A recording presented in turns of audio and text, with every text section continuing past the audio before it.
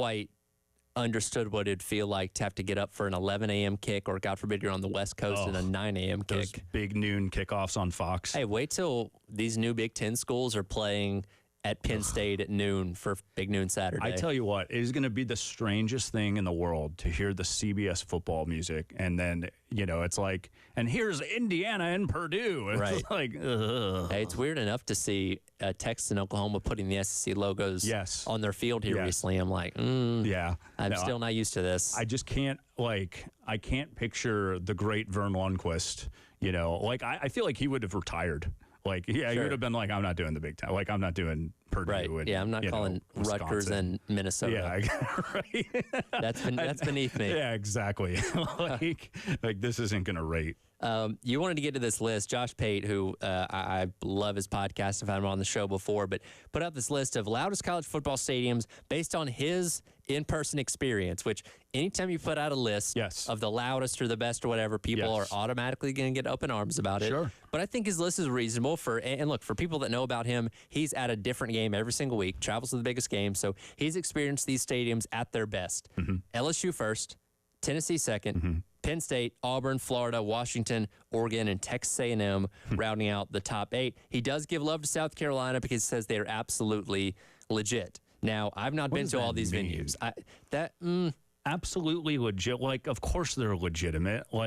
They're an SEC school. People know that it's tough to play at Williams-Brice. I think it's his way of saying they're not as loud as maybe some of these top 8, but they're not far off. Right. Maybe is the way that I'm reading into that. Okay. But I've never been to LSU.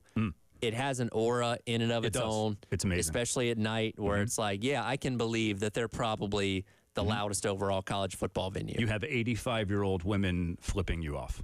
Exactly. Entering the stadium. As a fan, I went 1 year, and it was an experience. Next time, I think I'm going to hire a bodyguard. Probably be a good idea. Yeah. Especially if you come out on the winning end of things to where people are 100%. Trying to harm you as you're leaving. That might be a good idea. Yes. But it really begs the question to me, what goes into making a good atmosphere? Because LSU has 100,000 seats, which that goes a long way. Tennessee has 100,000 seats at Neyland as well. That doesn't do everything, though. Just because you have a ton of people in the venue doesn't mean it's going to be the loudest. Sure. Like you said, you got 85-year-old women, flipping you off. They're into it. You got to have a fan base that is engaged and aware of what's taking place in front of them, not just, hey, let's just go to the game and hang out. You got to be serious about it, which I think LSU ticks that box, certainly. Sure. Yeah, well, and I mean, there are so many factors, right? One of those factors is how good is your football team? True. Right? People aren't going to show up and be loud as heck for a 3-5 football team. Usually not. That doesn't make any sense. The loudest I had ever heard the Swamp was when they were great. It was 06, 08, and we went back for the LSU-Florida game a couple years ago, and it was loud for the first half, but then it was LSU's going to win this game. I mean, everyone kind of just left, So there's, and I've been to, your school, Georgia, and Georgia gets, really loud. I've been to Florida State. I mean, one of the loudest games I've ever covered in my life was Florida State and Clemson, and this was 2014. It goes into overtime. Deshaun Watson, almost leads the comeback for Clemson. That was the Sean McGuire game for Florida State. Yes, it was. Yep. Yeah. And famous Jameis famously came out dressed, ready to play, and then Jimbo had to send him back to the locker room. You're not playing. Apparently, that's on the equipment staff because they did put out his full uniform. So maybe that's not as all on Jameis as we thought it was. Yeah, that's true. But again, I would say LSU is probably the loudest. But again, Tennessee, when you have over 100,000 people, crammed into a stadium like sardines. I mean, how do you weight that, right? That's what I would want to know from you.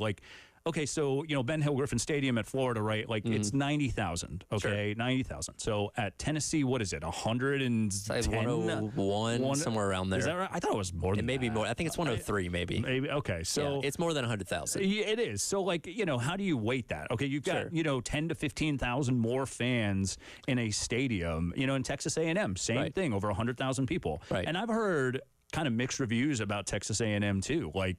That, the fans aren't super raucous and obnoxious. I mean, even though don't get me wrong, Texas A&M's fan base is very obnoxious. That is true. And they're very cultish, but it just, on game day, it doesn't really have the same atmosphere as like an LSU, I've heard. Well, and I think you also have to be playing a fair amount of high-profile games within your venue because, and again, this is Josh Pate's list where he goes to the biggest games each and every week, so he's hearing this stadium, with high stakes, obviously, very important games on the line, so fans are going to be at their highest fever pitch with that kind of thing. And if you're, A&M, you play some big games, but you're not playing as many big games on a yearly basis at home as Alabama or in LSU or a program that, because again, A&M has underperformed for basically the past decade, despite the fact that they've had resources out the to be successful. So I do think playing more important games than other schools matters a lot in that, because that's what garners your reputation. Like, man, you go in there, it's going to be a big deal. And if you're playing as the #1 team or playing ranked teams constantly like you do in the SEC, that's going to help you build that reputation. What is the loudest college football game you've ever been to? Probably for me, and so I started working in radio my second year at Georgia, so I didn't get to go to as many games as a student there. When they played Mississippi State in 2017. Oh, the Cowbells. There were a few Cowbells there. It wasn't overwhelming, and that was a game where Georgia won that 30-3, and at the very end of the game, Mississippi State was driving to try and just score a touchdown in the last couple of minutes, and they had a goal line stand to stop them. That was also the game where they threw a flea flicker on the first play to score a touchdown. This was at Georgia. This was at Georgia. Oh, I'm sorry. Yeah, okay, there were some people that came with cowbells, but this was in Sanford Stadium, and they threw a flea flicker on the first play of the game. I think it was Jake Fromm to Terry Godwin to open it up 7-0. Todd Blackledge had the great call, guess which dogs are barking first. And then they held him out of the end zone the entire game. That night, I don't know what it was about that game, and that was early on in the season too, but that was pretty good atmosphere and probably the loudest I ever heard Sanford. Now, the Notre Dame game a couple years later was a whole lot louder. They had more people there, the LED lights and all that kind of stuff, but I did not get to experience that one for myself, unfortunately. I've only been to a couple stadiums where literally I could not hear the person next to me. Williams-Brice was one of them. A couple years back, and I've heard, that Tennessee game, Texas A&M game at night. I mean, that place was bonkers. I didn't have the good fortune of covering those games because I was doing our show that we used to do on ABC. I had to be in the studio for it, but Williams-Brice certainly one of them. Against Georgia, a couple years back. In 2014 when they beat Georgia, Clemson versus Louisville when they beat Lamar Jackson, and that was 2014 as well. Was that a noon game? It was early. I think it was a noon game, but dude, I thought that was weird. They had, I don't know if you remember, but Louisville had the ball on like the 1 yard line, and a touchdown basically wins the game, right? And Brent Venables just pulls out this crazy defensive formation, and they wind up beating Louisville, and that place went nuts. Florida State, Miami in 2013, I couldn't hear. But I will say the loudest I think I've ever heard a stadium was in 2006 when Florida beat South Carolina. Sorry to even bring this up. When Jarvis Moss blocked Ryan Succop's field goal in 06. And, the weird thing, a lot of people don't know this, but obviously that was BCS back then, right? So you had national championship, top 2 teams go. Okay, so Southern Cal had just lost. Okay, I think Florida at the time was number 3 or 4 or whatever. So they had just showed the score. I think Southern Cal lost to maybe Stanford or something. Anyway, just showed that score right before Ryan Succop's kick, and the place is going bonkers. Obviously the rest is history. The Moss block, and I've never heard a stadium louder in my life to this day. That makes a lot of sense. We'll hit our Firehouse subs, text of the hour. A lot of you weighing in on loud stadiums as well. Coming up next to wrap up hour number 1 of the halftime show. He's Michael Espy. I'm Tyler Head on your Friday here on The Game.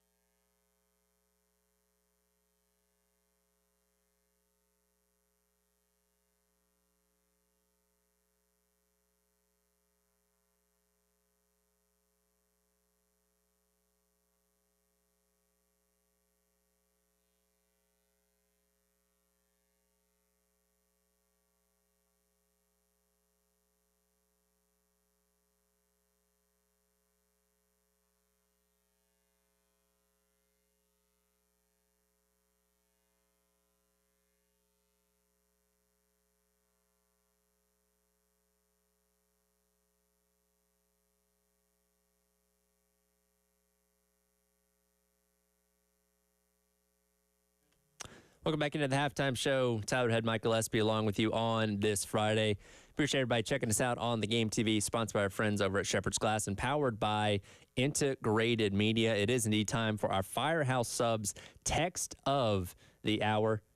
Head out to the text line, and you have struck a bit of a chord with people talking about that 06 Florida-South Carolina game. My bad. Nameless texter says, I was at the 06 Florida-South Carolina game. Agreed, that was pretty loud. And another nameless texter says that one is, that block is burnt into his mind. It honestly, man, like it kills. I mean, my wife is a South Carolina grad. Some of my best friends, went to USC. Sure. I've been here for a while, man. And I that was such a incredible night for Florida, obviously. And, it was so tough for USC because they should have beaten Florida. I mean, everything was going South Carolina's way on that last drive. And, it just looked like that was it. That Florida's chances were dead right there because of their greatest coach of all time. And that's the frustrating thing about when you have coaches like Urban Meyer, Nick Saban, these greatest coaches of this era of college football, they always found a way. Yeah. When they had good teams, you could have them on the ropes, but whether you're an opposing fan or just a neutral observer, you just always know, like, man, they got some in their back pocket. They're going to find a way to win this game some kind of way, and that's what makes them so great because they always do. Yeah, 100%. And I mean, Jarvis Moss wasn't even supposed to be playing that game. I mean, I think he was suspended for the next game or whatever. And, but that was Urban to a T, man. Just a lot of shady stuff. I was thoroughly disappointed in the Netflix thing that they did, 100%. Because I really thought we were going to get a deep dive into what that team is all about. But I think it made Urban Meyer maybe look a little bit better than he should have. Well, and here's the deal about that, right? And I'm sure you can figure this out, but the University of Florida Athletic Association basically had a deal, and they said, all right, look, we'll give you all of our footage. Oh, totally. But which we should have known that's what was going to happen. But we when it got teased, like, oh, they're going to do a deep dive into the 06 to 08 Gators. I'm like, oh my God, Aaron Hernandez and Riley Cooper and Tim Tebow. This is going to be great. And I didn't even make it to the end of it. No, you know what? I didn't either. I did watch the whole thing, and I lived through it. Sure. I mean, I covered, you and I were talking about this off air. Actually, I was talking to Elijah about this, but the first orange and blue game that I covered was Cam Newton versus Tim Tebow. I was there. I lived it. I was a student, and it was crazy, an absolute bonkers. And I'm sitting there watching it, and I'm like, yeah, this is like the Mr. Rogers version. Right. This is very, very watered down, positive, just not the product that I wanted to see. Nameless texter also weighs in and says A&M versus South Carolina 2022 was loud after the Leggett kickoff return to start the game with one shoe, by the way. Yes. And that on the sideline. We talk about stakes also going into what makes the stadium loud. Carolina had not beaten A&M up to that point, and this rivalry that the SEC just kind of assigned to them. We're like, hey, new team's coming in. They're your rival now. It's like, okay, sure, I guess so. But still, you had not beaten them up to that point. Right. So, and I know that was right at the beginning of the game, but still, that energy persisted throughout the entire game. And, that is, since I've been here at South Carolina at least, noted as one of the louder games that people can remember there. It was. And wasn't that, all of these games are running together for me, but wasn't that like a one-score game anyway? I think it was 24-17. Yeah. So, that kickoff return for the touchdown was the difference. That was 30-24, actually. Yep, 30-24. So one-score game. So, that ended up being the difference. That was also kind of the catalyst for the emerging of Xavier Leggett. Yeah. Because that was against A&M. That was in October. Had the big bowl game against Notre Dame, and obviously he blew up into what he ended up being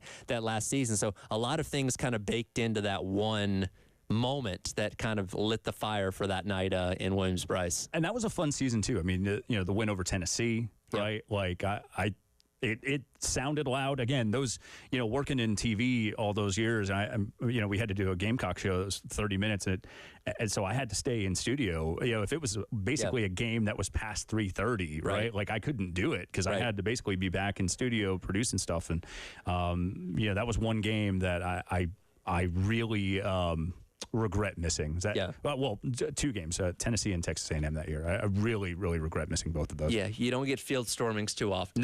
No, absolutely not. My former intern had one of the greatest shots that I've ever seen in my life from way up high, the photo deck up there, and it was he stayed wide, and you could just see. I mean, everybody just rushed the field at the same time. It was amazing, absolutely amazing. That's what really makes college football beautiful, and hopefully, well, I don't know. You hope you continue to have field stormings, but if you're good enough, you don't storm the field because you're expected to win games. Hey now, so there we go. That sounds very That sounds very Georgia, Florida. Well, I don't mean that to sound demeaning, but you hope you get better to the point where you don't have to storm the field anymore because you're just that good. It's like my dad has always said, act like you've been there before. Exactly. But again, great moment a couple seasons ago, and hopefully we're in for some more this year at Williams-Brice Stadium. 1 hour down, coming up in hour number 2, we'll dive into 5 questions for the College Football Playoff Committee that was posed by Heather Denners of ESPN. A lot of good and insightful things here that we'll hit coming up next. It is the halftime show. He's Michael Espy. I'm Tyler Head, and here on The Game.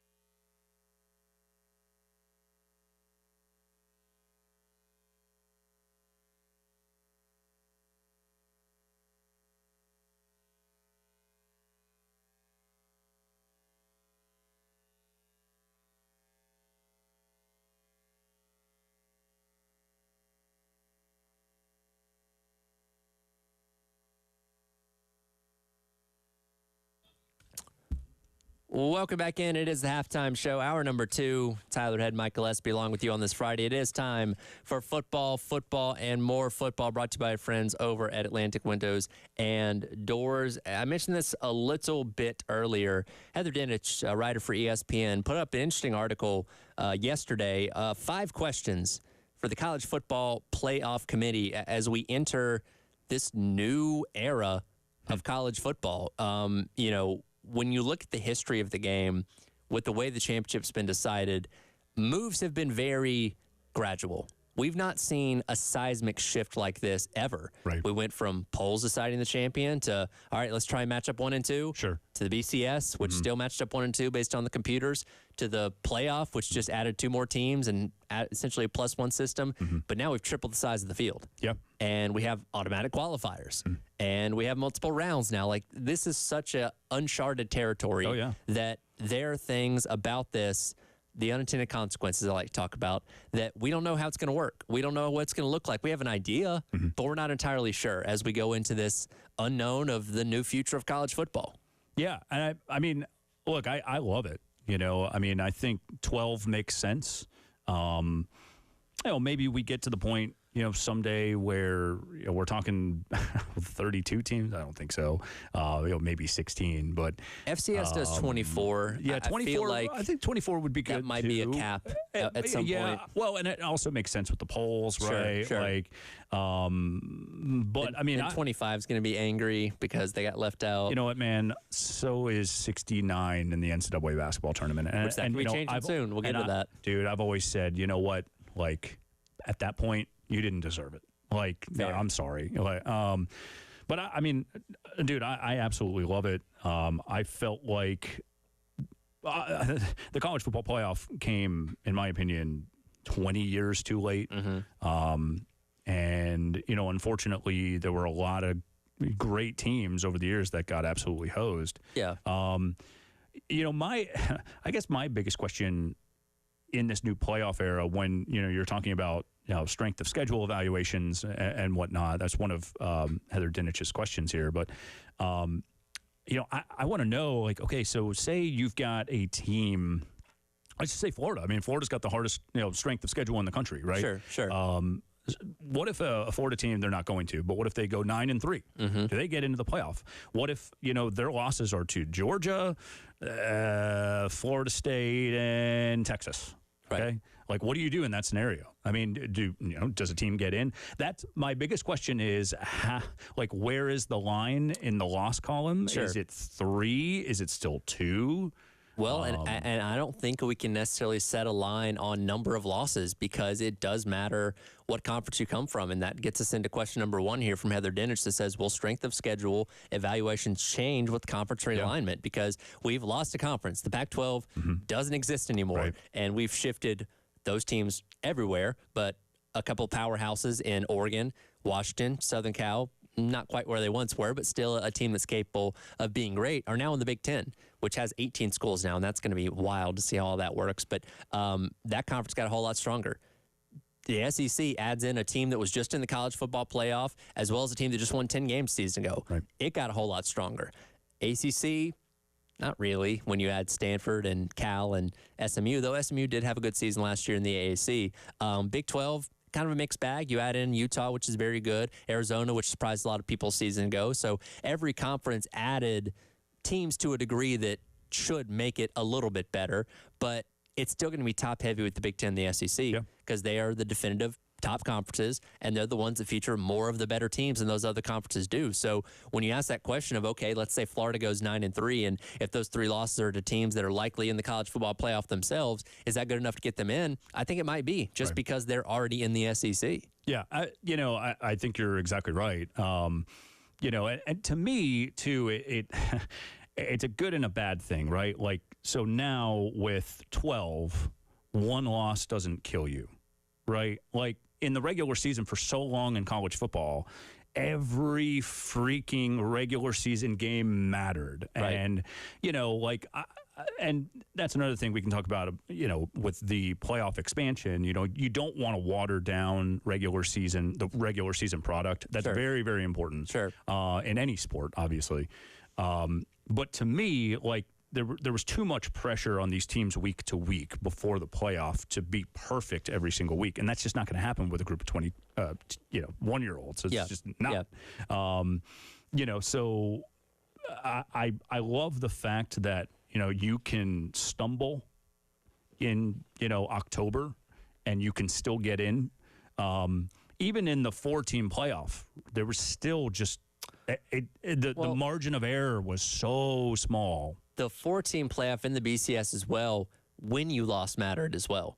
Because if you lost in week 2, that's true. Yeah. By the time the season ended, that was almost a mulligan at that point. But if you lost in week 11, then it's like, oh no, you're in trouble. Which again, when you're talking about full resumes of teams, that shouldn't be the case. And again, how they're going to view this now with 12-team playoff, we still don't know. Right. Well, and it eliminates. In my opinion, it eliminates what happened with Florida State last year, right? Like, obviously. Who wouldn't have wanted to see, a Florida State-Georgia matchup, in the college football playoff? I mean, that would have been absolutely incredible.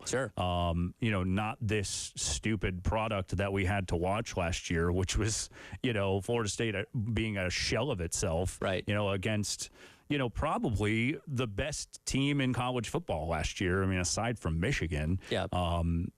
To me, I still thought Georgia not getting in was kind of a sham. I mean, like, if you're looking, I understand that they lost Alabama in the SEC title game. Bama, beat Texas, right? Bama beat Texas last year? Texas beat Bama last year. That's right. Yeah. Sorry.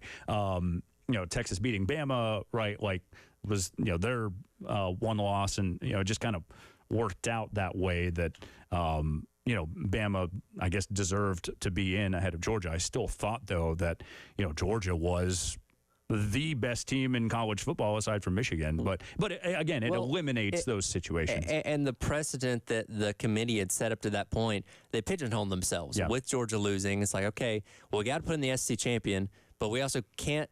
We also have to include these other teams that did go undefeated. We have to include Texas because they beat Alabama. Like, I don't agree with it, but I understood why Georgia didn't get in. But absolutely. Again, it's convoluted, and it's crazy that it took us 10 years to get to this point where everything kind of blew up, but we are expanding where those teams are going to be in no matter what. We know that much as well. And this kind of leads into question number 2 that she poses. How many teams from the SEC and the Big Ten will end up filling the bracket? If you go based on last year, if we had a theoretical playoff, 10 of the 12 spots would have gone to SEC teams, where you still would have a Big 12 team that got in as an automatic qualifier and an ACC team that get in as an automatic qualifier. But those other at-large spots, there may not be a whole lot of room for those other conferences because, again, the strength of schedule and the quality of competition in the Big Ten and the SEC is going to outweigh a lot of those other schools. Right. Well, and the committee has already set a precedent for that, right? Like, they told Florida State, no, like, number one, your strength of schedule, wasn't as good as Alabama's was. And, you not being at full strength, it's just not going to be a good product. So there's already precedent for that, right? That like we said, a 9-3 team with the hardest strength of schedule in the country could get into that playoff. And I think that's exactly, what it should be, man. Like, again, like, this is an invitational. Right? Like, this isn't, like, obviously you've got the automatic qualifiers now, but, like, for the most part, this is an invitational. Like, you have to be invited by a committee to play. And look, I've always been in the camp, I don't like the automatic qualifiers. I think they should just take the top 12 teams. If you're a champion and you're good enough, you should be in the top 12. If you're a group of 5 team and you're good enough to compete for a national championship, you should be in the top 12 as well. Like, and we'll get to the group of 5 here in a minute, but throwing the bone to the team that's 24th, it's like, I can't necessarily get on board with that. No, and I can't either. And again, right, like, there are so many things that the average fan does not understand, right? These backroom deals, right, where, look, when you've got billions of dollars invested from Disney into this thing, you have to make sure as a committee that this product is as good as it can be.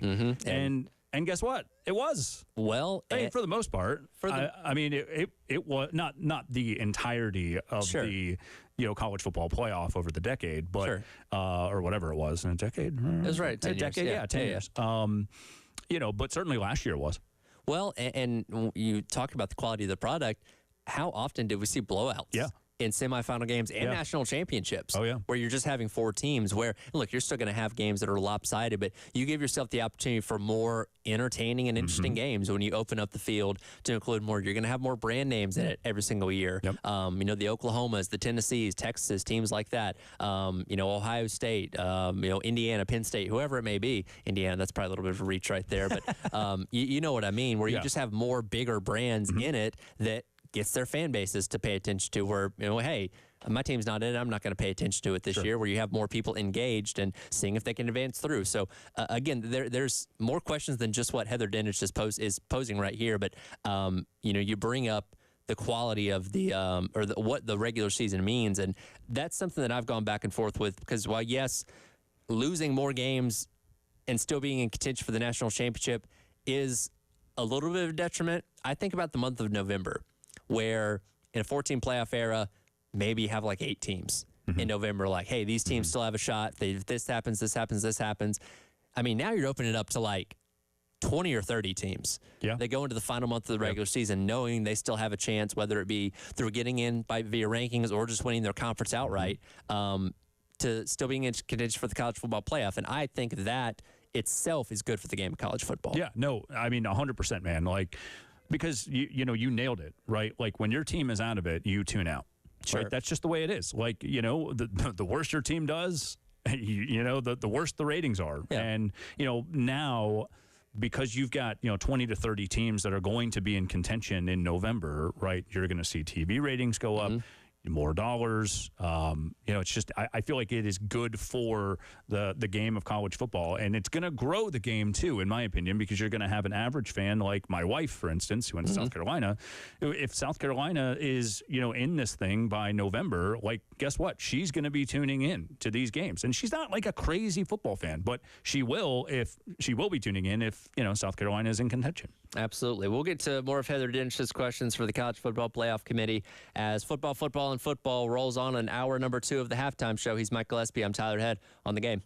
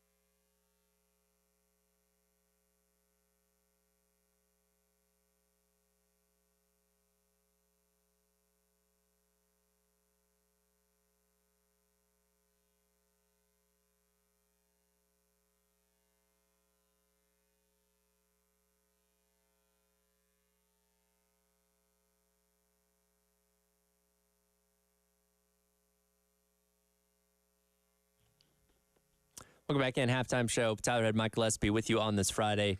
Continuing to go through our list of Heather Dennis's 5 questions for the College Football Playoff Committee in the debut year of the 12-team College Football Playoff. We move on to number 3, where she asks, how difficult will it be to rank the number 8 and number 9 teams with number 1 looming? Now, for those that are not familiar, again, the top 4 seeds get the byes. The next 4 seeds host home games, and then the bottom 4 seeds go on the road to those respective next 4 seeds in their home venues. So when you have the 8-9 matchup, the winner of that will go and take on the number 1 seed in whatever bowl game they're waiting for. So the question is being asked, how does the committee look at that, knowing that the number 1 team technically should be getting the easier matchup in their respective bowl game? Would they maybe put a team at 8 or 9 that really shouldn't be there, but knowing, or 2 teams for that matter, that really maybe shouldn't be that high, knowing that the winner of that goes and takes on the number 1 team in the bowl? Probably.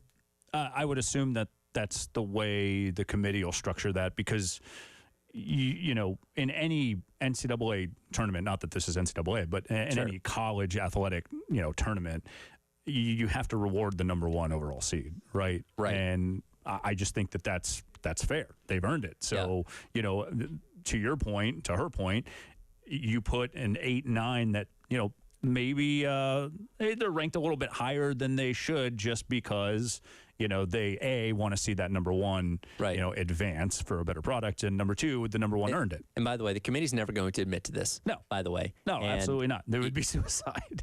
Every year, you know, like the years when Ohio State and Michigan made the playoff with each other, and you know, maybe the seeding didn't quite make sense, but they're like, oh, we don't try and avoid rematches. Yes, you do, because you don't want them playing each other in back-to-back games. Though that could happen in the college football playoff now. But yes, they very much will manufacture things to make it more presentable in their eyes, whether that be from the first matchup or what would happen in the second round with whoever ends up taking on number 1. What I think could be really interesting, remember when these games are being played? Yes. December. Yes, right before Christmas. So let's just say you've got a team from the South playing a Big Ten school, okay?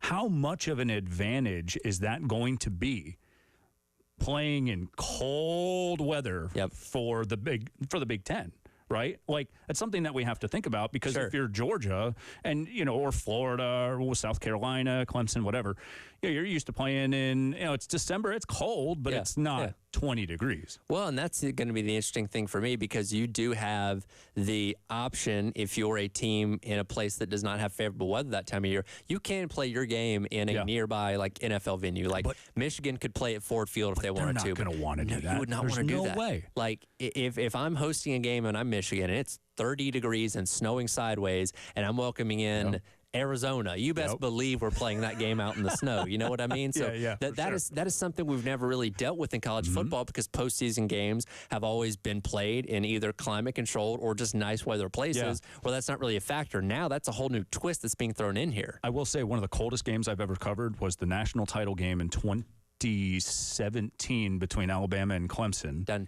Tampa.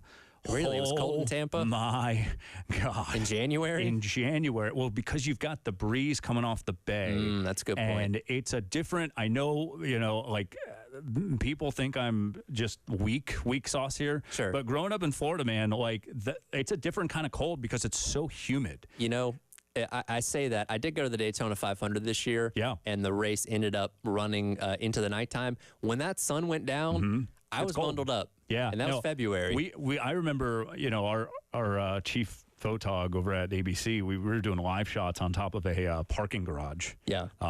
And I felt like my legs were going to just freeze. I mean, really, my legs, my arms, my everything. I just was just so cold, man, that like I couldn't stand it.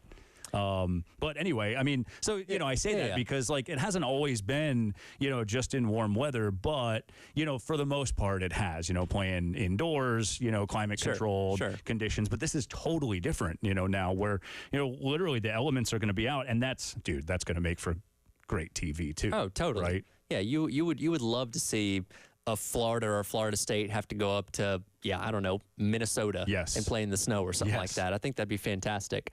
Move on to question number 4. What will the criteria be ranking the top group of 5 champion? Now, this is interesting because I've long held the belief that in the history of the college football playoff with 4 teams, once they got past 4, they could care less who was ranked where, because at that point it didn't matter. The only thing that mattered was the highest ranked Group of 5 champion got to play in one of the New Year's 6 bowl games. Last year it happened to be Liberty, which they weren't even ranked prior to that. They just kind of threw them at 23, like, hey, you're the highest, go enjoy the Fiesta Bowl.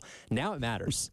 And it's going to be very interesting to see how they split hairs between, because typically you'll have an undefeated or a one-loss Group of 5 teams. Like, all right, far and away, Tulane, fine. You're the Group of 5 team. Go and play the, Cotton Bowl or whatever. Now it really matters, because if you're splitting hairs between a team from Conference USA, the American Athletic Conference, whatever it may be, Mountain West, you're going to have to be serious about how you rank these teams, because one of them gets a shot in the playoff now. Yeah, no, 100%. And I mean, what does that criteria look like? Right? Like, that's, I mean, I know that, like you brought this up, the committee's never going to give us sort of the inside look, right? Because that's just giving away the farm. I don't even know why they interview the committee chair every single week, because he never tells us anything. No, and then when, they trot this guy out, after they release the rankings, I mean, he looks like just like he's been to war, Speaks out of both sides of his mouth, contradicts himself. Totally contradicts himself. Like, I mean, just like incredibly too political,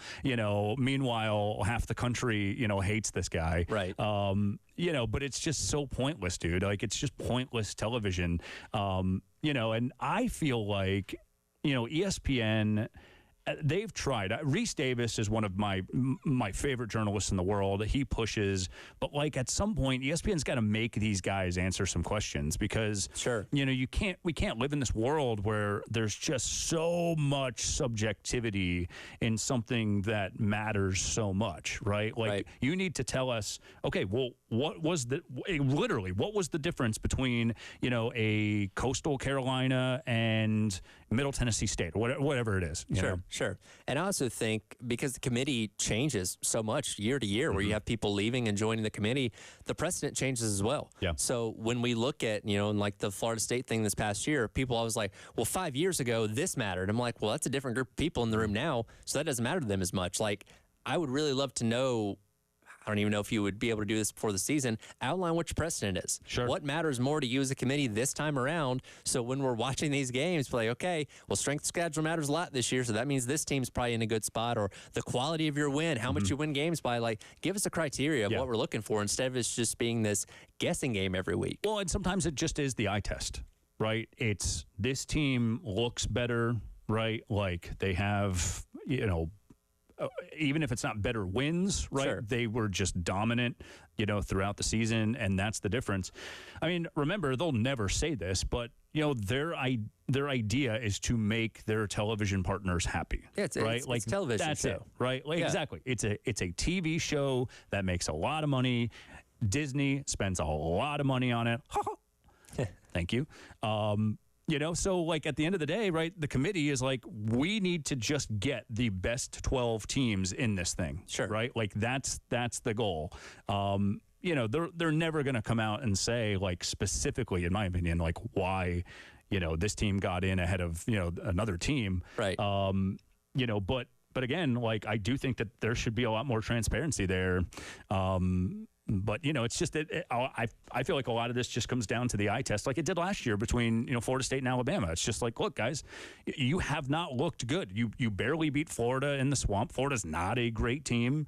All bets are off in rivalry games. But, I mean, come on, if you're a playoff team, you got to take care of business. I mean, Georgia beat Florida on a neutral field. They didn't just beat them. They smacked them on a neutral field. Right. So I think a lot of it does come down to the eye test. I also, I'm interested to see how fair this becomes. Like, sticking with this subject. Like, is there a way that we can make this 12-team playoff just a little bit more fair? Like, how do we do that? And I know that that's kind of a fantasy land to live in, but I would like to get to a point where if you deserve to get in, you're in. I don't know if you can ever truly be fair when you're letting a committee decide who's in your tournament. Every other professional sports league, you have, hey, win your division, conference, league, whatever it may be, or be above this win line and you're a wild card. Like, it's very straightforward. You know what you got to do. You're not having to impress anybody. But with college basketball, college football, baseball, all these college sports, because there's so many teams, and I get it, it's harder to have that same kind of criteria in college. You have to impress people, and you have to have people hold you in high enough opinion to say, I think they're good enough to compete for a championship, and that's why they're going to be in this 12, 24, however many team tournament it ends up being. So it's never going to be truly perfect. We'll hit Heather Denish's last question. Also, I want to ask a question to you, the audience. How much would you pay for a beer at a college football game? We have some numbers. You're talking my language. Some numbers that might surprise you. With that coming up, it is the halftime show. He's Michael Espy. I'm Tyler Head here on The Game.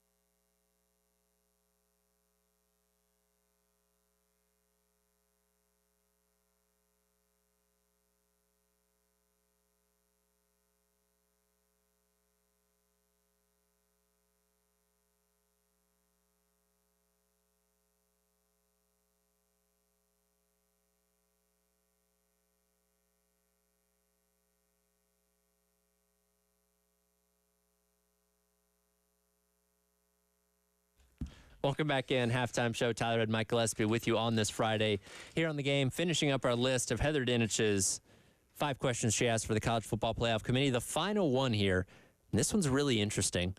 How does the playoff path change for independents? Now, when you think of independents, you automatically think of Notre Dame because, yes, they're the one school that refuses to join the conference. I get it.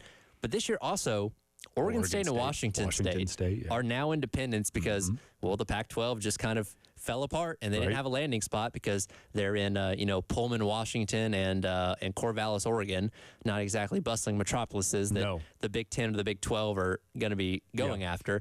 So they're kind of out in the woods a little bit there, literally speaking. I'll say this. I don't, outside of them going undefeated and representing kind of that group of 5 champion type mold, I don't see either one of those teams getting in because I don't think the Mountain West scheduling alliance they have is strong enough to merit being one of the best teams in the country in the committee's eyes. No, and I mean, like Notre Dame, when you've got an independent like that, that basically satisfies your requirements. Sure. And right. I mean, they're a de facto ACC school at this point. 100%. Anyway. Absolutely. But, it's funny, like in the past, it's always been kind of a good thing for Notre Dame because they're like, yeah, we don't have to play, in a conference championship game. This is great. Right. We don't have to go to the ACC title and lose. Like, this is our resume. Then as we started to expand, it's taken its toll on Notre Dame, in my opinion, because you need to have that conference title game to just have one more thing to impress the committee. That 13th data point is important to so many teams. 100%. And especially when we were talking about this last segment, the margin for error is so small. Right. And the difference between schools can just be minuscule, and it could just come down to that game. So, that's a very, very interesting question. We know that they're not going to get one of those top 4 seeds, right, because they're not going to be an automatic qualifier and a conference champion. So, that means that they're going to be playing in round 1. Yeah. They would have to. They wouldn't have any other option besides that. And, again, they have the scheduling agreement with the ACC where they do play basically a half ACC schedule, and they do a good job of scheduling opponents out of conference. They play A&M this year, play Florida State through that alliance, and they'll also play Southern Cal. Of course, that's a rivalry. So they play enough quality opponents where their strength of schedule is good enough, and Heather Dinich kind of floats between them, maybe having 1 or 2 losses. And honestly, if you give me a 10-2 Notre Dame team, put them in. They're probably going to be in. Put them in. Which that's going to further frustrate probably the ACC, the Big 12, because that's likely taking a spot that one of their schools could have occupied. Yeah, 100%. But you know what? Like a 10-2 Notre Dame team, is probably better than I would say, a 10-2 random Big 12 team. Well, and with that schedule, we talk about brands. Yeah, there's perhaps no bigger brand in college football than Notre Dame. So if you're splitting hairs between Notre Dame, Louisville, and Oklahoma State, guess who's going to get the nod? Probably Notre Dame. Now, is that the right way to go about it? Probably not. But again, it's an invitational. You want eyes on the product? Yes. The most casual of casual sports fans be like, oh, Notre Dame's in the playoff? Yeah, I'll watch that. They're supposed to be good, right? Like, that draws eyes to your product, which at the end of the day, it's a TV show. That's what they're shooting for here. No, 100%. So that was Heather Dinich's list of 5 questions she had for the College Football Playoff Committee. Now let's get to something a little more fun. Where did you come across this list? I have to ask. I saw it on Twitter. Okay. Saw it on Twitter. This is a list of, is it average beer price or just? This is the beer. No, this is the beer price. The beer price. Okay. I believe. Yes, at every, or maybe it is. You know what? That's a good question, man. I think it may be average beer price. It's probably average beer price, right? I believe so. Of venues across college football, because now alcohol sales are legal at pretty much every single venue across college football. The SEC, one of the ones that adopted that a couple of seasons ago. And thankfully, if you're going to Williams-Brice Stadium, you're only going to have to pay about $7, which is on the lower end when it comes to buying beer in college football. If you go to Neyland Stadium, though, you're going to be forking over a little bit more. $13 Unreal. For a beer in Neyland Stadium. I'm assuming like a Michelob Ultra or something along those lines. If you've ever been to an NFL game, they price gouge the heck of you out of you. You want to buy a Miller Lite, it's going to cost you $20. But I mean, you can't bring it in yourself. So if you want a beer, you're going to have to buy it there. And it seems that some of these college football programs are starting to lean in that direction. it is interesting that, like Tennessee, at least that is a, team that is viewed on the upper end of college football right now. But who does Rutgers think that they are? Charging $11 for beer at, I don't even know what the stadium's called right now. It might still be High Point Solutions Stadium. But regardless, wherever they play in Piscataway, New Jersey, $11 for a beer. Unreal. To watch Rutgers play, give me a break. Yes. By the way, this was a list from Oddspedia. Okay. And this is the average cost of a beer.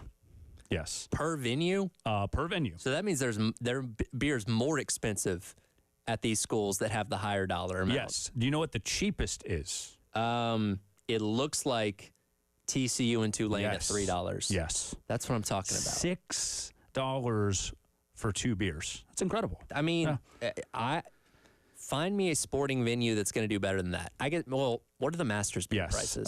It's about, I think it's about that. I think it's like $3. Right around that. Yeah. But like that's what and again, you're talking about college kids here. You know what I mean? They're not exactly flush with cash for beer all the time. Right. And maybe that's your way of controlling it a little bit. I don't know. If they can't afford it, they can't buy it. They just give somebody to buy it for them, I guess. But some of the teams on the higher end of this are very surprising. Oregon State in the $10 range, Missouri at $9, NC State at $9 as well. Like, again, shout out to South Carolina because they're right around $7, which, again, I think is very reasonable. By the way, this came from a study that basically looked at game day experience, cost of attending a college football game, just one. Okay. So one college football game. And what they found was the most expensive team to watch play at home. Can you guess? Is it Southern Cal? It's actually Oklahoma. Really? Yeah, okay. The average price to attend a football game at Oklahoma is $276. My goodness. And this is, I believe, for 2. I think this is 2. 2 people. And that's probably like higher end, like upper deck seats. Probably. If you're only paying that much. Because you want to be on the 50-yard line. You're going to have to fork over an arm and a leg for those kind of things. Yes. Yeah, 2 tickets, $276. Their beer price averages actually not terribly at $8.50. That is towards the lower end. The NCAA average is $8.34. So right around that. Yeah, and South Carolina's was $7. Below. So actually, Carolina's not doing too bad there. Fire subs text on 803-404-6100. What is the most you would or the most you have paid for a beer or any kind of alcoholic beverage at a sporting event? Because some of these venues, especially as you get into like the NFL and stuff like that, they are not afraid to rob you at the concession stand. On the other end of this, now I thought this was pretty interesting. The cheapest team to watch, UCF. $97. Really? And that for 2 people to go. A program that's actually pretty decent. Yes. Second least expensive, Coastal Carolina, $106. Really? Okay. Yep. That's a program too. That's also pretty good. So I mean, what is that? $130-ish swing from the cheapest to the most expensive. Now, if you get late into a season and a team sucks really bad, then those tickets are going to go for pennies on the dollar, essentially. So that changes as the year goes along. But in a general sense, I could see, and Oklahoma's a blue blood and they sell out every single game. Like I could see that being the most expensive. That makes a lot of sense. And hey, now they're coming to the SEC, so just more money, more revenue generated for the conference itself. We'll hit our Firehouse Up text of the hour, come back and wrap up hour number 2. It is the halftime show. He's Michael Espy. I'm Tyler Head here on The Game.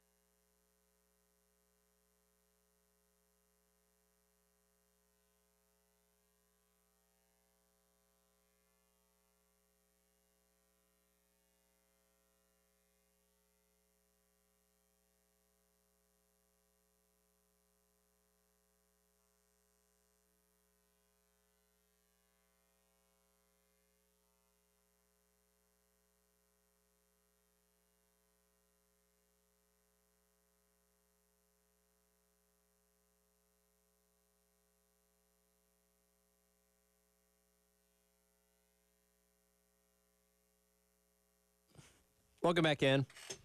It is the halftime show. Tyrod Mike Gillespie along with you here on The Game. It is time for our Firehouse Subs text of the hour, 803-404-6100. I did pose the question at the end of that last segment, what's the most expensive alcoholic beverage you've ever purchased at a sporting event? Matt weighs in and says he paid $22 for a Camden Yards alcoholic drink.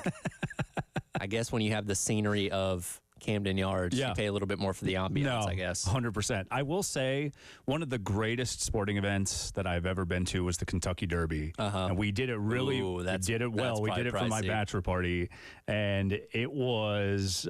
You know, the tickets were expensive, but you can get certain seats where everything is included. Yeah. Right. Food, drink. And, if you don't do that, it's a little on the expensive side. I mean, it's very, very, like those mint juleps are, like $10 a piece or something like that. Made of gold, right? Yeah, no, exactly. So, but if you spend $500, $600 on the seats, and then everything's free, definitely the way to do it. But, yeah, I don't know if I would pay more than $20 for a drink, in a stadium. I don't think I would do it. I would just rather go with a Michelob Ultra or something. Sure, which those can still run you probably about $8, $9 depending on where you go. I looked this up in the break there. This is from 2022, but I imagine the prices haven't changed that much since then. Most expensive beer prices for one small draft beer. So this is the smallest possible beer that you could buy at an NFL venue. The Washington Commanders had the most expensive beer at $14 for a small beer. Now, this was still when Daniel Snyder owned the team, so I guess that shouldn't really come as a surprise that he was gouging his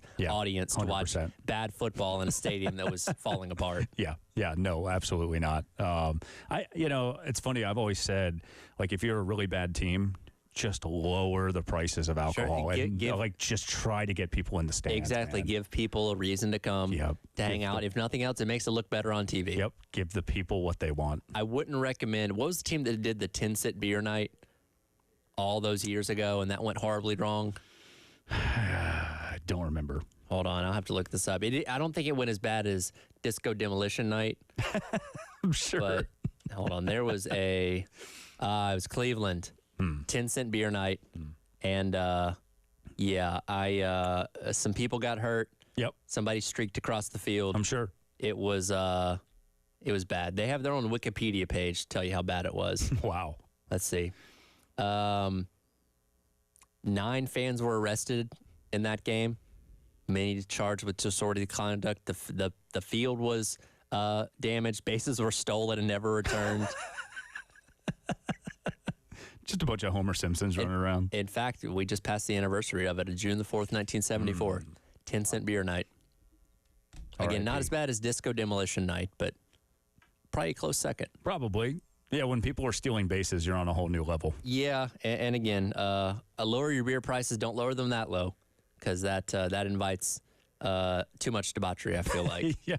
You still want a semi-classy event. Let's see. Nameless Texter says, I wouldn't pay over $3 for a beer at any sporting event anywhere. Won't be me drinking anywhere but at home. So, I guess if you drank enough in the parking lot before tailgating, maybe all right, for the next 3 hours while I'm in the game, I can probably hold off, maybe get some water. Yep. That'll sober me up a little bit. Then after the game, go back out and finish drinking in the parking lot. My thing was always drink as much as you can, or, as you're able to, and still be able to stand. Sure. In a tailgate, right? Right. Drink a Gatorade before you go in. That's what we used to do at Florida. Yep. Go in, buy a beer or two, and then coast. And you're good. That's right. For the rest of the day, you're fine. But you just have those people who go way too hard, way too early, and they never make it to the first quarter. One of my best friends, from college, we used to kid him all the time. He never made it into games. I say never seen a game in his life. Nope, he didn't. No, he would wake up and the game would be over. It's hey, did we win? Yeah. Yeah, it was a great game. You missed the whole thing. Yeah, but at least you were drinking bourbon at 8:30 in the morning. Have you seen the people just on TikTok or whatever or YouTube that do the 9 and 9 challenge at baseball games? Yes. One beer, one hot dog per every inning. I don't know how far I could get in that, to be honest with you. No, I don't think my stomach could handle that. The beer, that's not as bad. But when you're adding in 9 hot dogs as well. Just the sodium. Yeah. I mean, I just don't think Like, I think I would vomit. Most people do. Yeah. I feel like around that, like, fifth inning, that's where people start to lose a little bit. Right. And especially now, like, if you're at a Major League Baseball game now with the pitch clock, it's essentially cutting, like, 45 minutes off every single game. Right. You're consuming that at a higher clip now than ever before. So that's probably cut back on people successfully completing that. You know what? We should have a playoff for that and a committee for that. Can we do that? I mean, yeah, why not? I would love that. Who would be on that committee? Oh, man. Stone Cold Steve Austin. Homer Simpson. Notable beer drinkers. There's probably some good ones that I'm just blanking on as of right now. I don't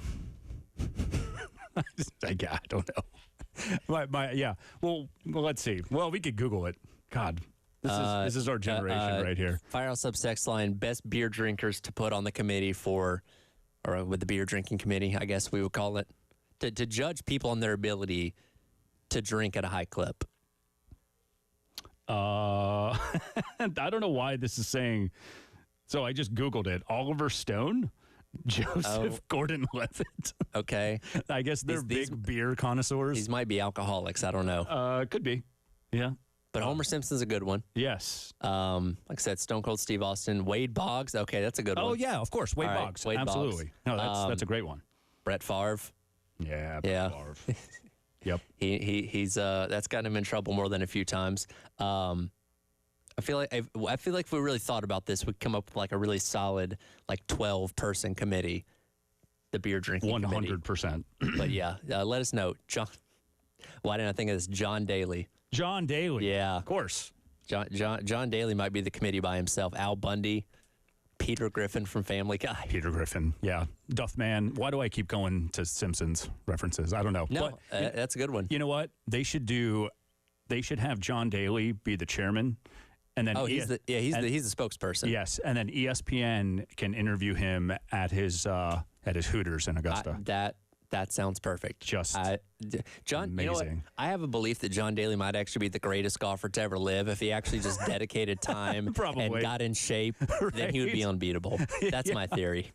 2 hours down, 1 more hour to go. We'll jump into the College World Series coming up next as we get set to see Tennessee and Texas A&M square off for the national championship this upcoming weekend. It's a halftime show. He's Michael Espy. I'm Tyler Head on your Friday here on The Game.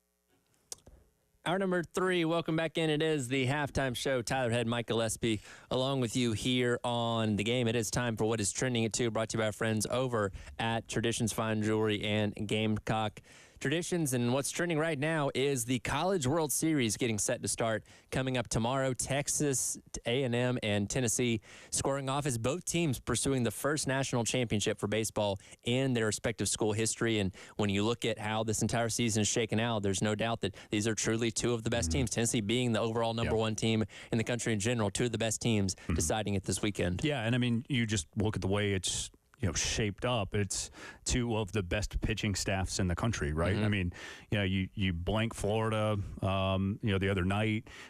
Texas A&M did it at 2:00 in the morning against the Gators on Sunday morning. Right. They look great. And then, on the other side, Tennessee holding Florida State's just powerful, dynamic offense, to what? A couple runs, the other day, the second time around. It looks like, these two were on a collision course and we're going to get the best matchup. I felt like, Tyler, that the winner of the Florida State-Tennessee game was going to go on to win the whole entire thing, and I still do. I think it's going to be Tennessee at the end of it. How upset are Florida State fans going to be about that check swing in the first game those two teams had that ended up leading to Tennessee's comeback on this Friday of last week, I guess it was. I mean, that's baseball, man. Yeah. You can't challenge balls and strikes, though.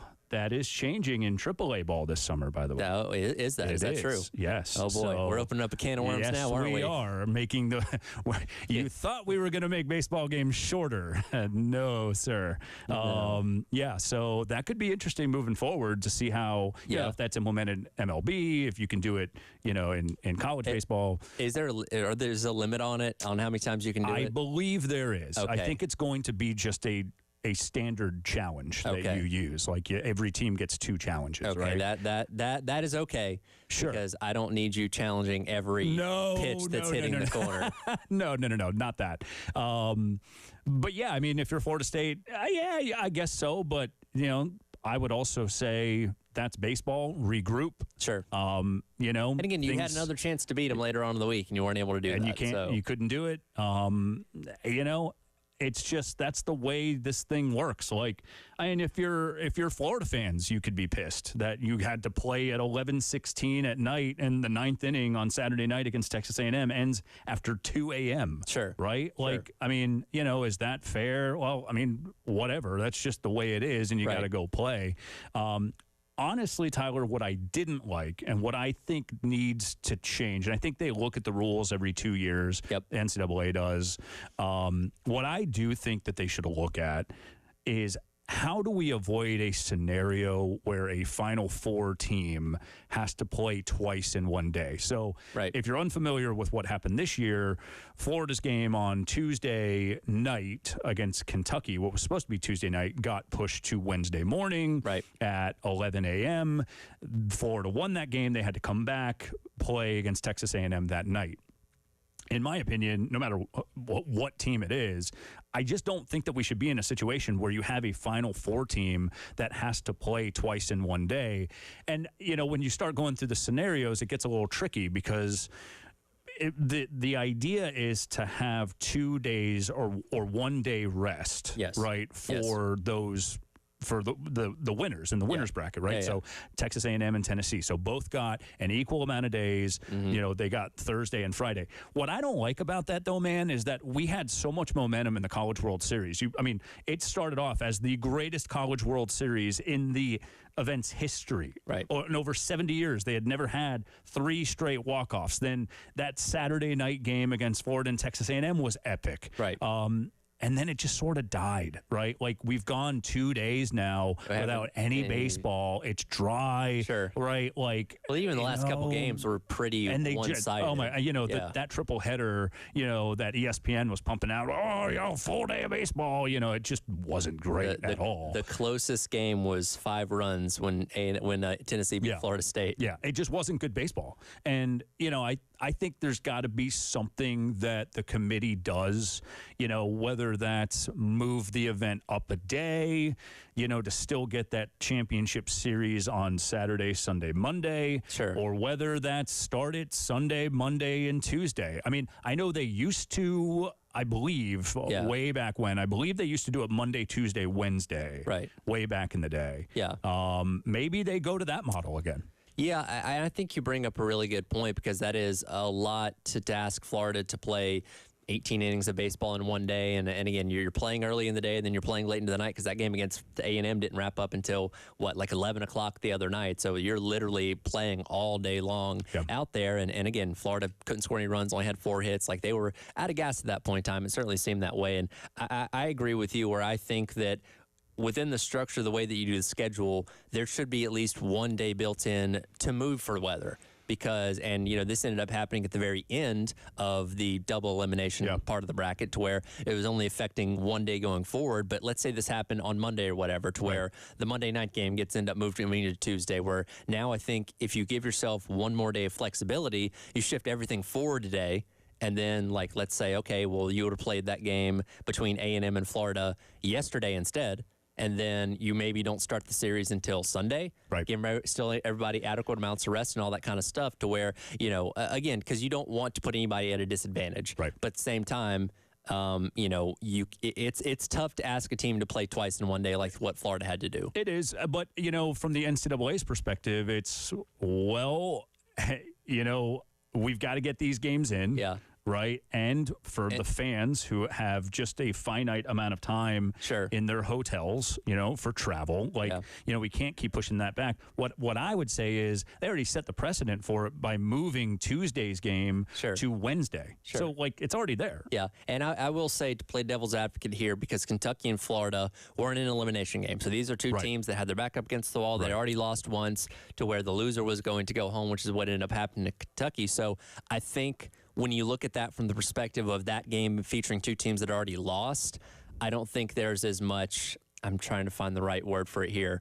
forgiveness for that. Empathy, yeah, that's probably the better word, as opposed to if it was two teams that hadn't lost a game yet and saying, okay, well, now you're putting one of these teams at a disadvantage, despite the fact that they are in the winner's bracket. Right. And I understand all of that. The thing is, it's still the Final Four. Sure. Right? It's still the Final Four of a great sporting event, a great, college baseball season.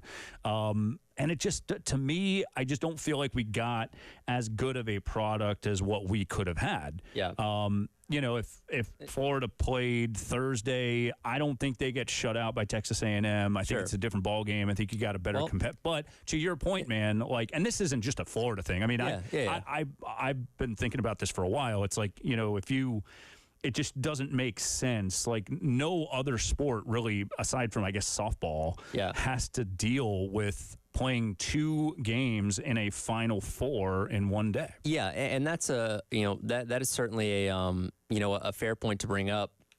It'd be interesting to see if anything does indeed change going forward. And with Florida, it was kind of the best story that you had in Omaha. And there are several stories. You had Kentucky there for the first time. Florida State, obviously, trying to chase that national championship. They still have not gotten. 0-24. That's right. And especially this being the year that Mike Martin passed away earlier on this year. But Florida was a team that many thought shouldn't have even been in the tournament to begin with. Right. Because they were in SEC play, got bounced at the first day of Hoover. A lot of people thought they shouldn't have even been in, and they go on this amazing run to get to Omaha. And again, if they played Texas A&M yesterday, does that look different? I don't know, but they probably have more of a puncher's chance than playing their second game in 12 hours like they did the other day. So you had this opportunity. I'm not saying that they needed to be there because the story was so good.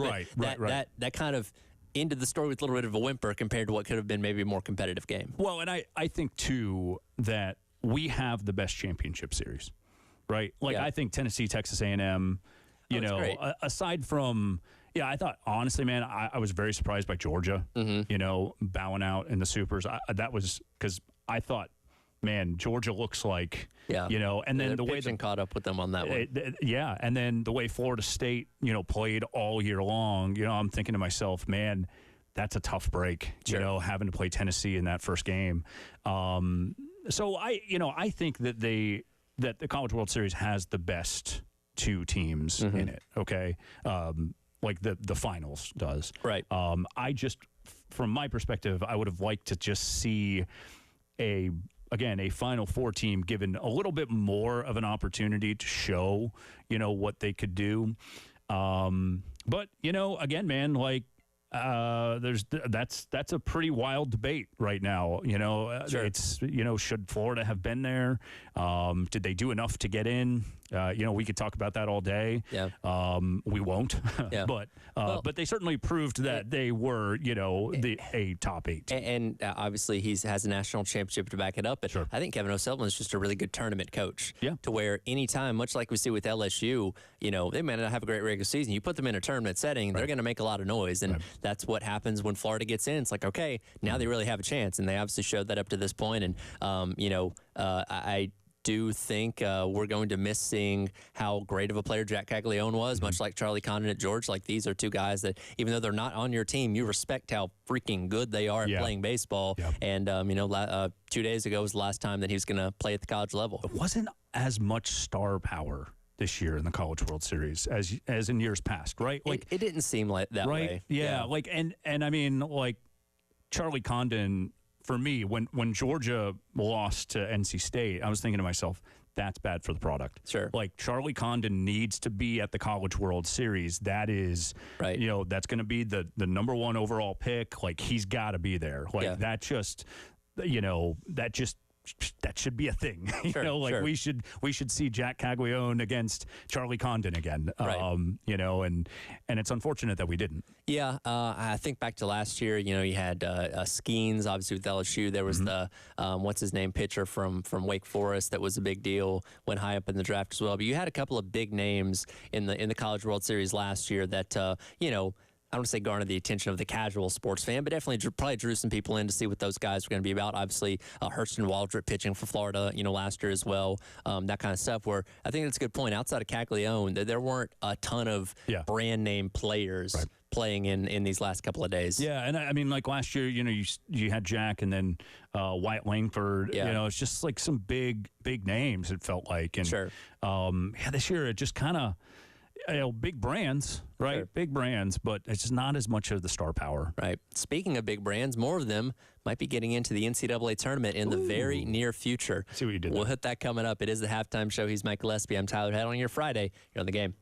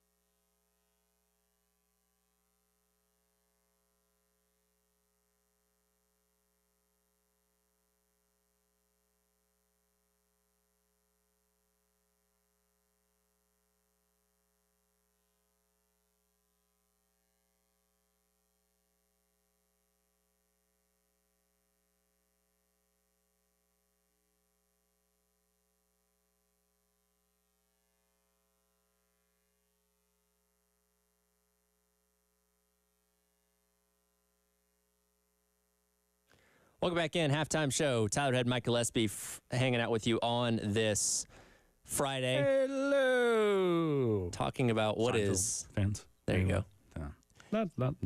Continuing on with what's trending at 2. This came out a couple days ago. Ross Dellinger of Yahoo Sports reporting that it seems March Madness might indeed be getting expanded.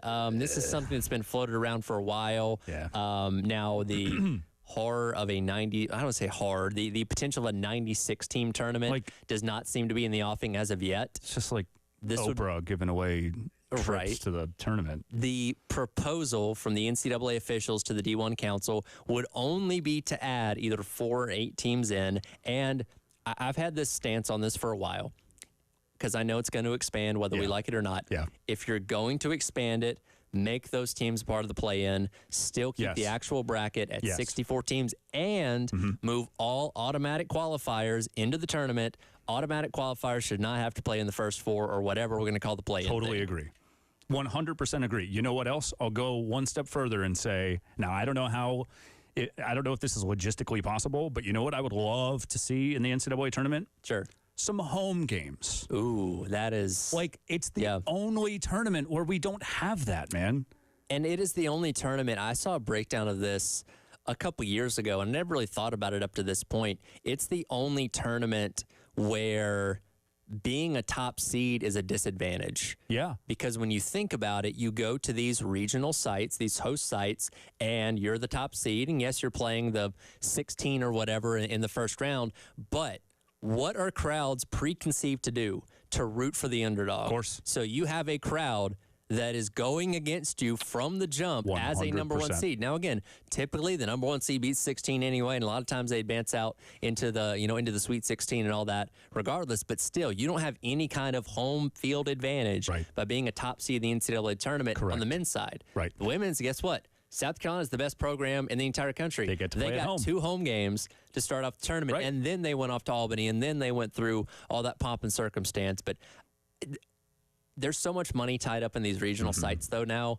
I don't know if we can ever pry them away from there, but I would love to see that. And here's the other problem, too. You just mentioned, on the women's side. Sure. So let's say, because there are a handful of programs where, both the men's and women's teams are that good, where they both could host. Right. What do you do in that scenario? I mean, I remember the nightmare scenario a couple years ago when Columbia was hosting the men's NCAA tournament, right? Like they were hosting the first and second rounds. And then on the men's side. And then, of course, the Gamecocks were a number 1 seed, and Gamecock women were a number 1 seed, and they had to go up and play in Charlotte. Sure. Right? Like they couldn't host because of that contract with the NCAA on the men's side, which, that wasn't ideal. So, what do you do in that scenario? Because you only have one arena. For me, if you're going to add teams, maybe that's the component too. Instead of doing it in Ohio, you do it, at home somewhere. Sure. And the higher seeded team plays at home. And I would say more often than not, you're probably not going to run into those kind of scheduling conflicts. That seems like something that'd be a very rare circumstance. So I don't think that would be anything that would prevent that from happening. But again, this all boils down to money. And you got money tied up in these host sites and all that kind of stuff. You also have money tied up in these conferences in general. And the more teams the SEC gets in the NCAA tournament, the more money that they make. So, yes, Greg Sankey is going to advocate for Vanderbilt to get in the tournament. He could care less about what happens at NCA&T or a school like that. And again, that's his job. His job is to make the SEC as financially viable as possible. So I get it. But at the same time, we have an integrity of this tournament that people love. We've been at 64 teams since the mid 80s. And yeah, you've theoretically added teams, but again, it's in play-in scenarios where it's not affecting the actual bracket itself. And it was a great addition to the tournament. I don't think anybody can argue that it's not. The first 4 was a phenomenal concept. Sure. It gets eyeballs on the sport earlier in the week, right? They're normally pretty good games. You've normally got a couple high-profile teams in there. It just, it's a good product to have. You start talking about expanding this thing to, 90 teams, and it's dude, like at what point are we going to stop this madness? No pun intended. Sure. It's like, I mean, do the regular season games even matter anymore? And it gets to the point, if you're adding in 90 teams, like Indiana State this year was the team that America fell in love with, and Robert Avila and all that kind of stuff. They got left out because they lost their conference championship game. I would imagine if you expanded the field out to 90, there would be people that were advocating for other teams like a Vanderbilt, like these low-end Big 10, Big 12 teams to get in over them, because that's a bigger brand and would mean more to the tournament itself than a scrappy team that just happened to lose their conference championship game. So if we do expand out to 80, 90, or however more it's going to be, this is only going to continue to benefit the power conferences instead of throwing a bone to these mid-majors that do have teams that probably deserve to be in too. I think the other important thing to remember about expansion currently, the television deal that's in place is going to be in place now, I think, until 2032? Yes. I believe it is. And that's the weird part, is there's no guarantee this is going to generate more money. Correct. So now all of a sudden you have basically the same amount of pie, but more mouths to feed. So each team that plays in this tournament is going to receive less of a payout. Right. Which, I mean, that sucks. Sure. That's not good. We're going the wrong direction. Right. Yeah, I don't know. And again, this isn't officially official. This is being floated out there as of right now. The soonest that could happen is 2025 and 2026. But I imagine, and maybe you go through a short period of time where you are, sticking with your current television deal. But whenever that deal is up again, that what you could sell it for with, and I don't even know how many games that would be when you add 90 teams instead of 64, you're making too many hand over fist more money than what what you're currently making. But that also goes back to us as sports fans. We can be angry that it's at 90 teams, but what are we going to do? Oh, we're going to watch it. We're going to watch it, and we're going to fill out brackets, and we're going to bet on it and all that kind of stuff, because that's what we do. And we can be mad about it from April until February, but as soon as the tournament gets here, it's like, hey, my team's playing, they're the 89th seed. I'm going to watch them. Dude, my degenerate gambling friends are going to bet on Indiana State and, Miami. Sure. Like, you absolutely. And they're going to have $200 on it, and it's going to be the stupidest thing you've ever seen. But, that's just the way it is. Like, I mean, I hate it for the product. I really do. Like, I think 68 is perfect. And I've always said, don't mess with a good thing. Yeah. The reason why I wanted to expand the college football playoff was it's just the product was not good, right? Like the decade that we saw of the top four was not good. It really was. A lot of blowouts, one-sided games. A lot of blowouts, right? Yeah. Teams that didn't deserve to be in. Exactly. Got in. Yeah, for sure. So, that made sense. I feel like 68 and the play-in, it's fine. But again, it's for the NCAA, it's an attempt to make more money. And the NCAA is really fixated on this 25% number, where they, it's this structure of your championship should be able to represent 25% of your overall field of teams, which when you talk about college basketball, 363 teams, I believe. So that 90 mark is right around that 25%. Now, that doesn't necessarily have to be, but it seems to be that's the direction they want to kind of push this as the reason for why they allow so many teams in. Right. Yeah, I mean, that's a really good point. But, to me, it's like, there are way too many basketball teams. There are. Right? Like, let's just start there. Like, it's just that there should, 363 basketball teams in the country. Like, and I get, trying to be fair, but, at some point you have to look at the overall quality of the product. And, I don't think expanding really does anything but water it down. It just makes more money. It just makes more money. Again, at the end of the day, that's what all this is being done for. That when they know we're going to watch, they know we're going to buy tickets to wherever the venues are. And that's that at the end of the day is all that matters. Well, and I want to know too, from ESPN's perspective, right? Like, okay, so what does that do to the NIT? Mm-hmm. Ooh, right. Okay, so now all of a sudden you're taking, and remember, the NCAA has a long-standing partnership with ESPN and Disney. So they've got to be careful not to upset the mouse. You're taking basically your entire NIT at that point in time, and putting them in the NCAA tournament. So what happens with the NIT? I think it's fine. You don't mess with a good thing. It's cool. Like the play-in, the first four, phenomenal. Like, we're good. We'll see what happens. Again, it's being talked about, which means it's probably going to come to fruition at some point in the very near future. It is June the 21st. That must mean it's the greatest day in the history of the world. We'll hit that coming up next. It's Halftime Show. He's Mike Gillespie. I'm Tyler Head here on The Game. What year did you say that?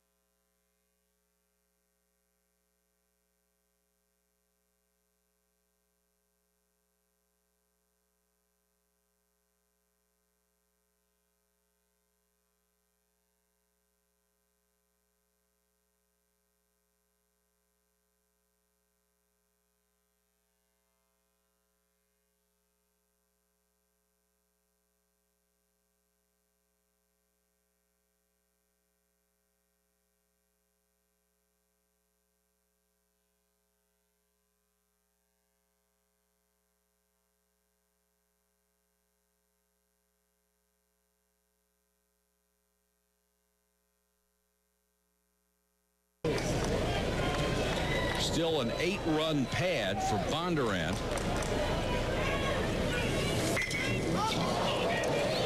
Skied to right. Seaton circles under and makes the catch.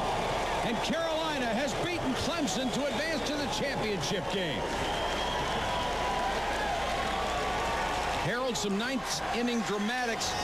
Only get them a little bit closer at 10-2, but South Carolina earned this one. They really did. Welcome back in. It is the halftime show. Tyler Red, Michael Espy along with you. It is time for the greatest day in the history of the world, brought to you by our friends over at 1-800-GOT-JUNK. That was the call all the way back 2002.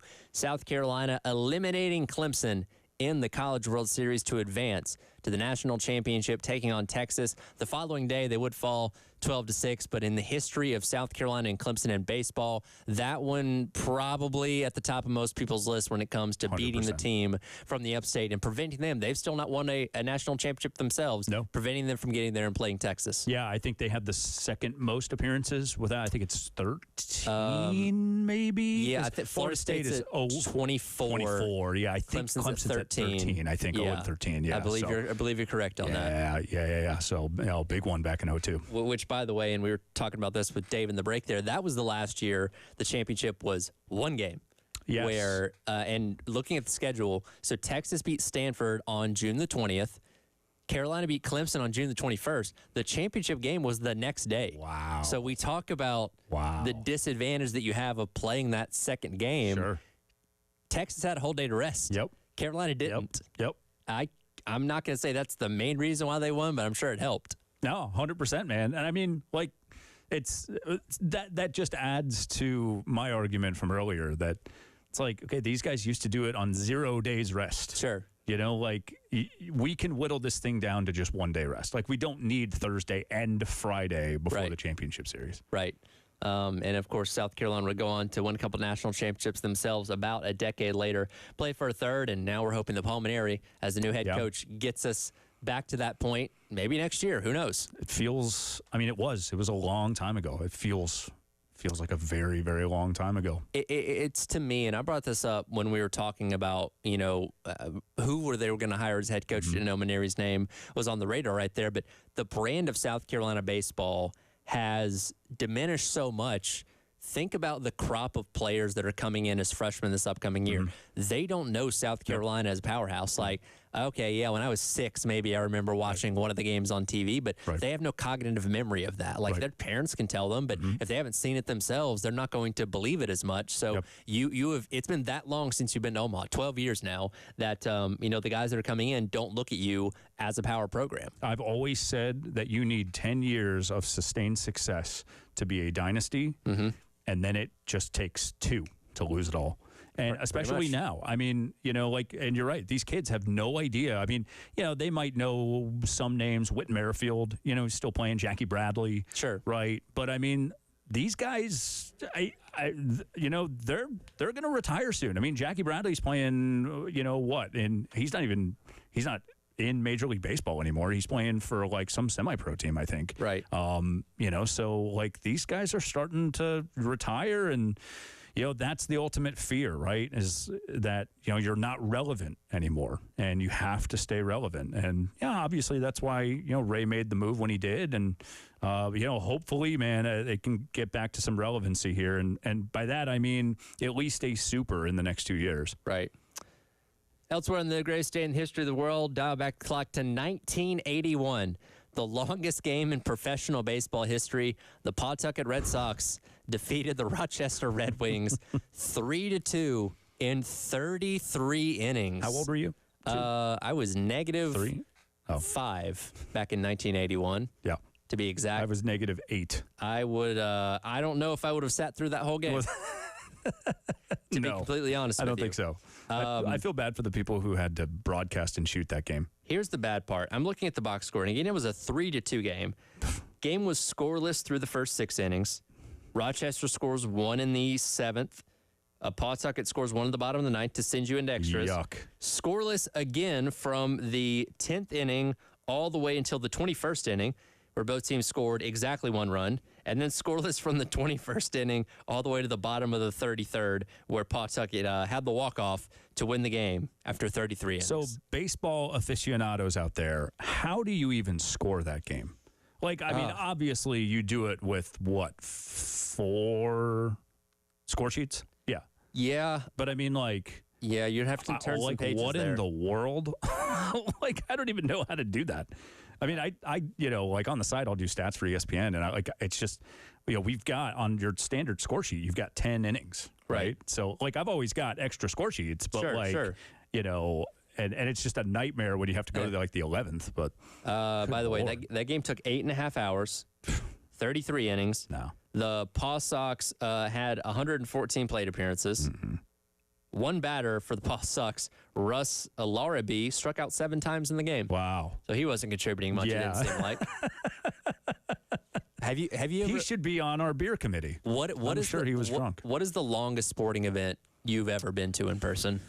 Oh, that's a great question. Oh, God, the longest sporting event I've ever been to. Well, I mean...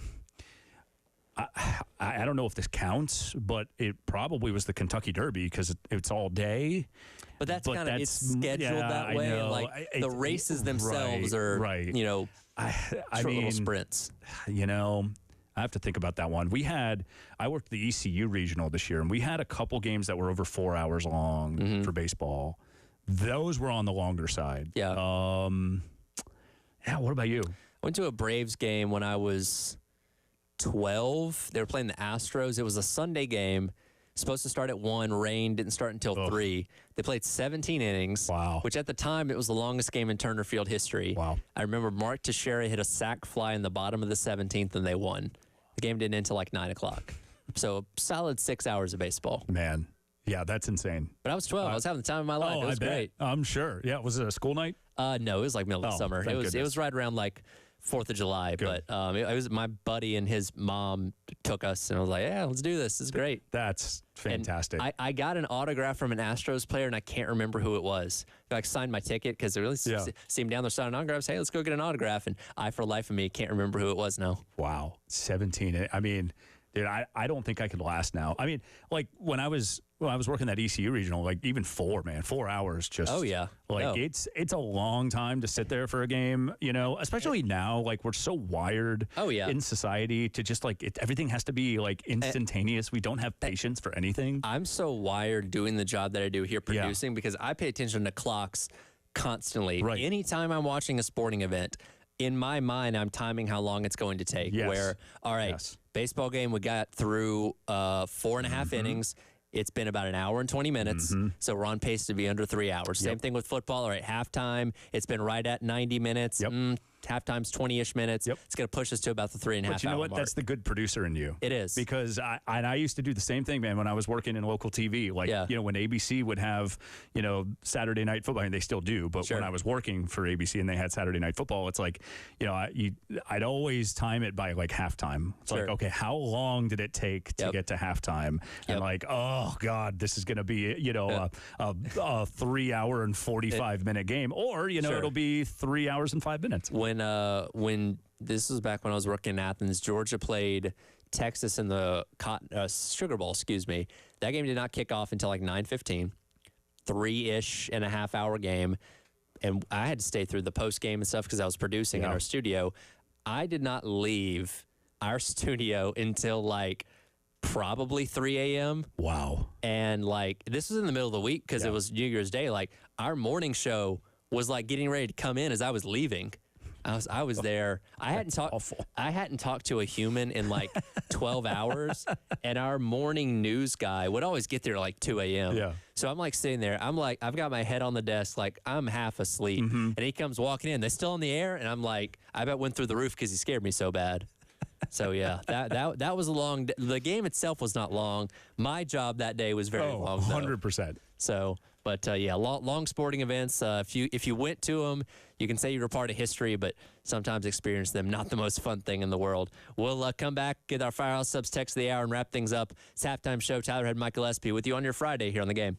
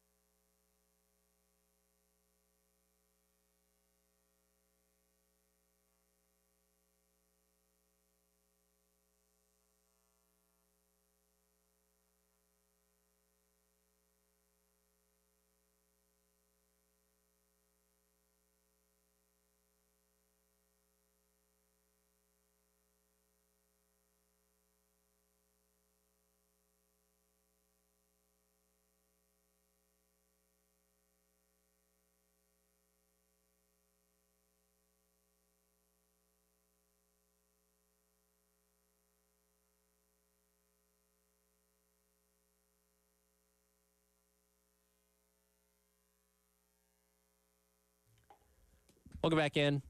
Halftime show. Tyler Head, Mike Gillespie, wrapping things up here on your Friday. Jay and Elijah have the post-game show. I almost said the halftime show. Post-game show coming up from 3 until 6 that'll guide you on into the weekend. It is time, though, for our Firehouse Subs text of the hour, and we've got a lot of traction from what we brought up in the last hour about our beer drinking committee. Yes, which, good.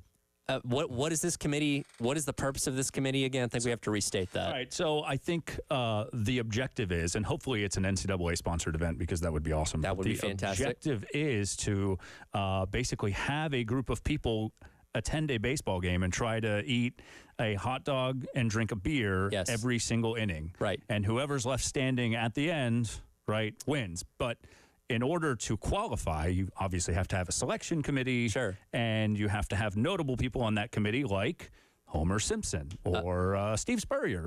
Steve Spurrier. Got a lot of Al Bundys on here, which I brought up in the last hour. John Daly. Sure. Peter Griffin. I looked up characters that drink a lot of beer. Hank Hill from King of the Hill. That's a great one. Randy Marsh from South Park. Bender from Futurama. Yes. Another one. Barney Grubble, also from The Simpsons. I never watched Archer. Apparently Archer also drinks a lot of beer on there as well. But I just thought about this. We're focusing on the beer. We need to have a hot dog committee as well. Oh, that's a good point. Chestnut. I mean, Kobayashi. have to. The heavy hitters to judge your ability to eat hot dogs in addition to drinking the beer. 100%. Now, would you dip the hot dog in the beer like they do in the contest to soften things up? Good God. I don't know how good that would taste. I wouldn't. I just wouldn't do it. I'd be like, I just don't have the stomach for this. Would you rather? Because, to me, and look, I love the hot dog contest. I'm so sad Joey Chestnut's going to knock me this year.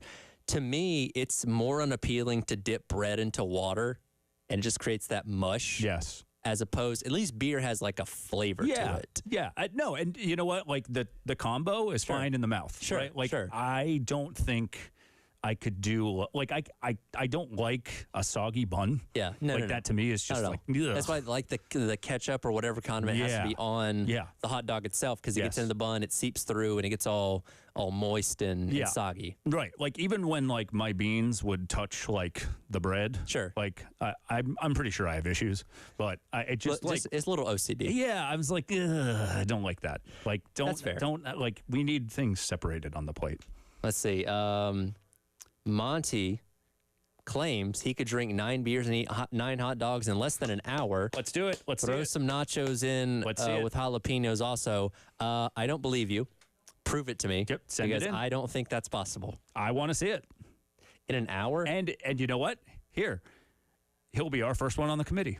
You know what? I think so. What about Dave? Dave, how many beers can dogs you drink? And beers can you put down? When I was younger, I could do like half a keg probably. But, now, were you doing keg stands?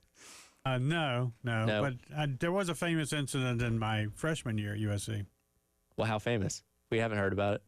I threw up on my hallway in my dorm, my freshman dorm, and I was the new guy, the only freshman, all the way from my room at the end of the hall, down the hall, in front of everyone's door, into the bathroom and into the shower where they turned the water on me with my clothes on. What did you eat? You're a wild man, Dave. Yeah. That first year was a little.